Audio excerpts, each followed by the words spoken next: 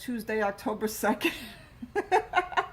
I figured let's do another one on orthostatic blood pressures to show the patients, okay, who need to know this. The newer patients who are suffering, and they need to,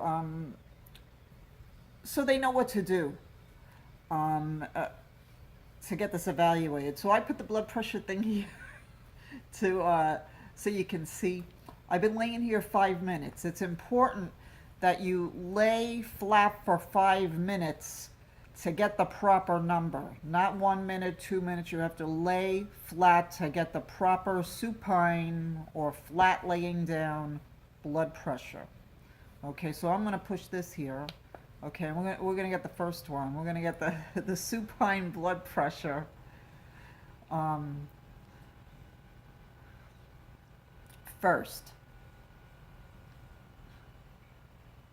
Um, it's really important to do this properly, to get the proper numbers. Because if you don't do it properly, you're not going to get the numbers, and you're going to say, hey, yeah, I did those orthostatic pressures and I didn't have a drop. And then I'll ask you, did you lay down for 5 minutes? Not bad. And you'll either you either won't answer me, or you may say no. Okay, otherwise you're doing pretty good. But but if you have the problem, okay, that Dr. Bell studied years ago, okay, you're going to have this problem. You're going to have the drop. Okay, so the first one, all right, now my supine blood pressure, 103/66, and I'm going to write that down. Okay, I'm going to write that down. And the heart rate, it's important that you write the heart rate too, because you want to see if you get you want to see if you get tachycardic.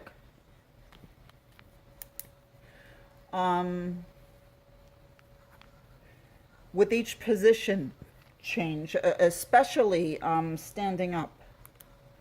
So I got a little book. I got a little book here where I've been writing everything down, and then I'll write them on those fancy papers that I printed out to take to the cardiologist. Okay, now I'm going to get a blood pressure sitting up. Going to get a blood pressure sitting up. All right, so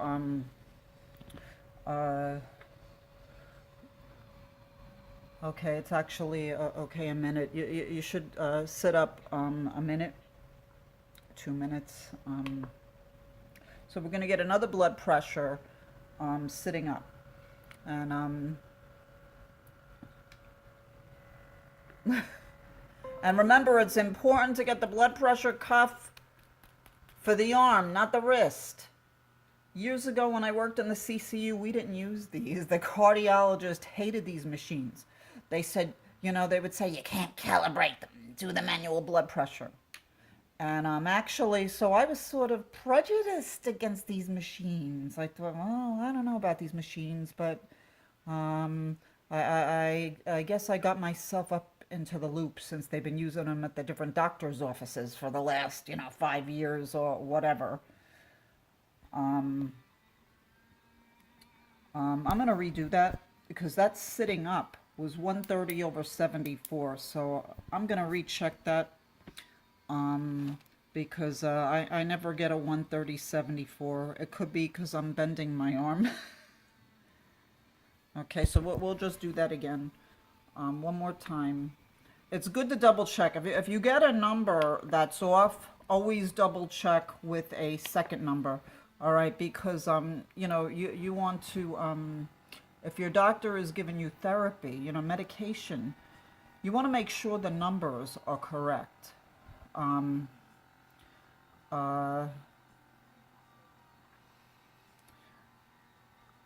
If your numbers are really lower, you want to make sure, you want them to see that. And if they are, if they are higher, then you're on the right dose. Okay,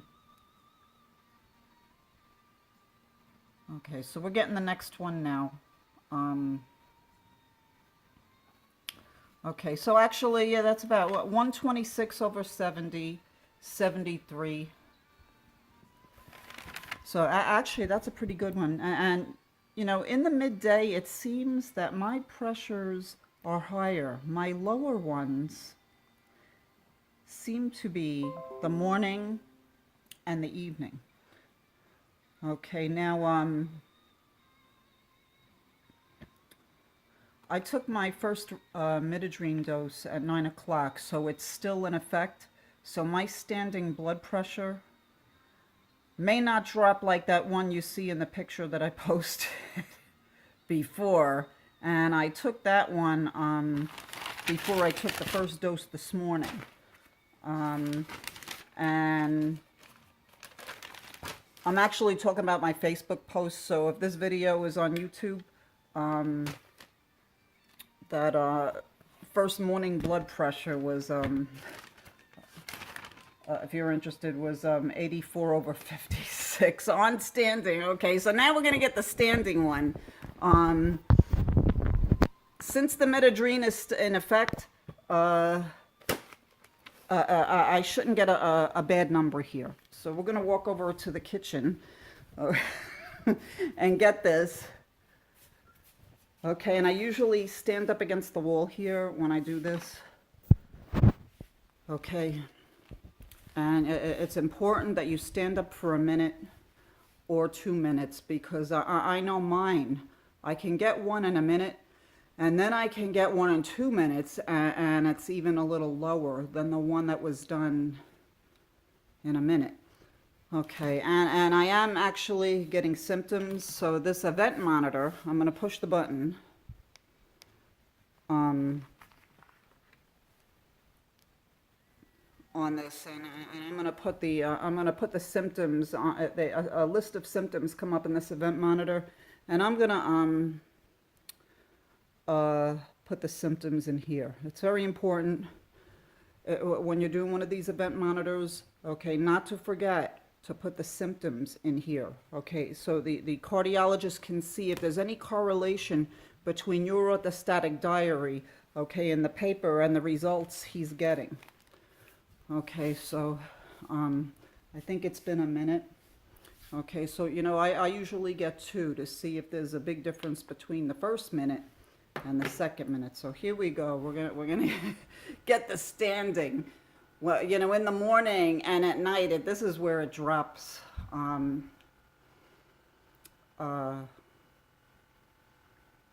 This is where it drops, you know, to the low 90s and to the 80s.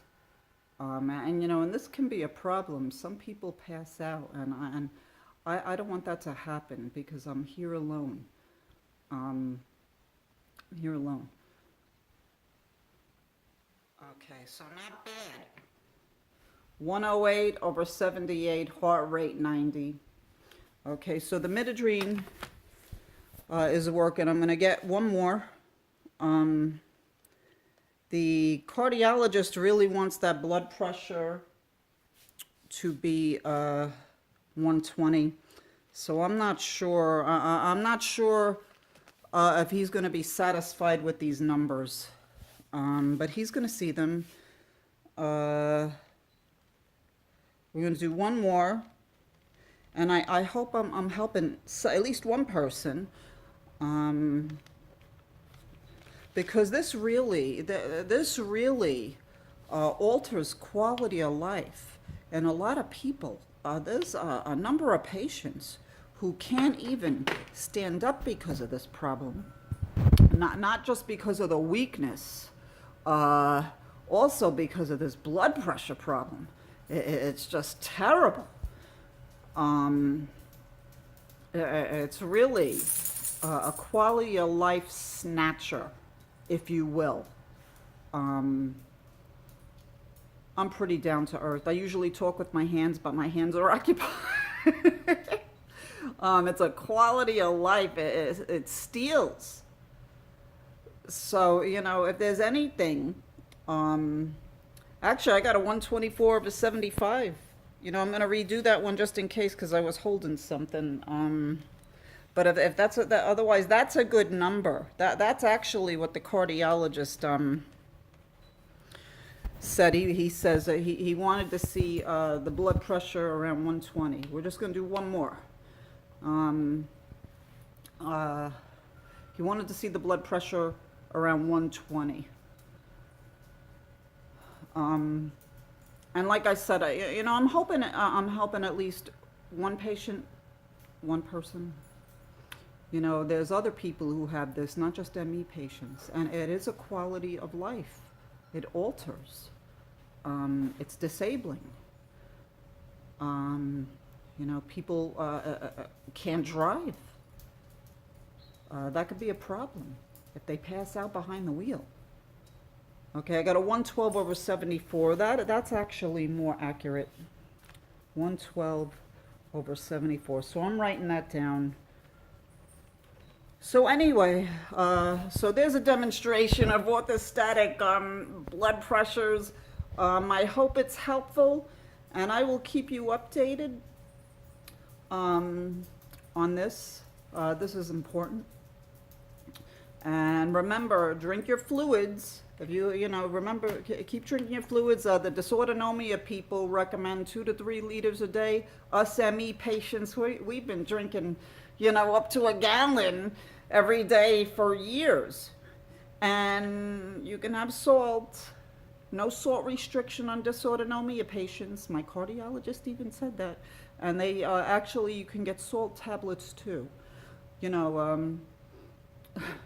We still hear that the salt shaker needs to be taken away from all the cardiac patients, and not all the cardiac patients, and the dysautonomia patients are one of them.